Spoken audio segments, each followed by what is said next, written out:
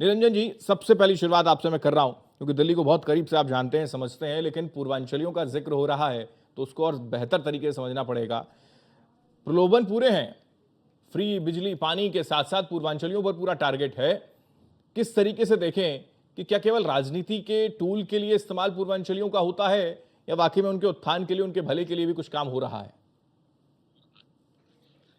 देखिए हेमंत जी, निश्चित रूप से आपको मैं बताऊं, जिस तरीके से आज की तारीख में पूर्वांचली समाज दिल्ली के अंदर अपनी एक धमक रखता है या दिल्ली के अंदर अपनी एक प्रस्तुति रखता है, इसको देख करके तमाम राजनीतिक पार्टियां जिनके समीकरण इस समाज के वोट करने और नहीं करने से बनते और बिगड़ते हैं, निश्चित रूप से आज सब के सब सबको पूर्वांचली याद आ रहे हैं। जबकि वास्तविकता ये है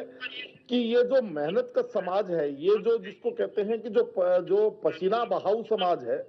ये कहीं ना कहीं जिस तरीके से आप देखेंगे कि सबसे बड़ी बात तो ये है कि जो दिल्ली की अनऑथराइज्ड कॉलोनियां हैं या दिल्ली का जो जिसको कहते हैं सबसे बिगड़ा हालात है, वहां पे इनकी इनकी रिहाइश आपको ज्यादा मिलेगी। अब एक समय था जब ये पूर्वांचली समाज कांग्रेस के साथ लामबंद होकर के खड़ा होता था, उसके बाद में आम आदमी पार्टी के साथ खड़ा होने लग गया।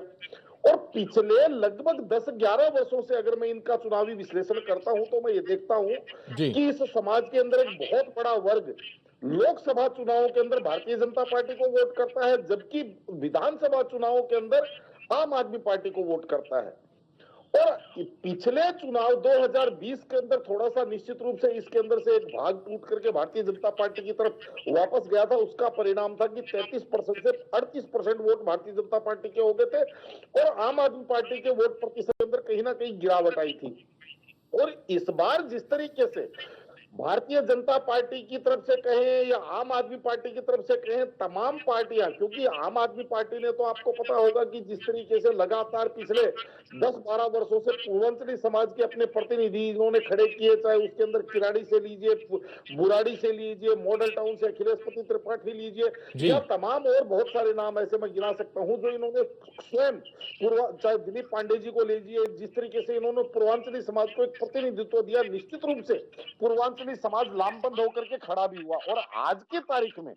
पूर्वांचली समाज को ऐसा लगता है कि अब वो, मुझे ऐसा लग रहा है कि पूर्वांचली समाज कहीं ना कहीं थोड़ा सा बढ़ता हुआ दिख रहा है, क्योंकि आज भारतीय जनता पार्टी ने भी पूरी तरह इन चुनावों के अंदर पूर्वांचली समाज को अपने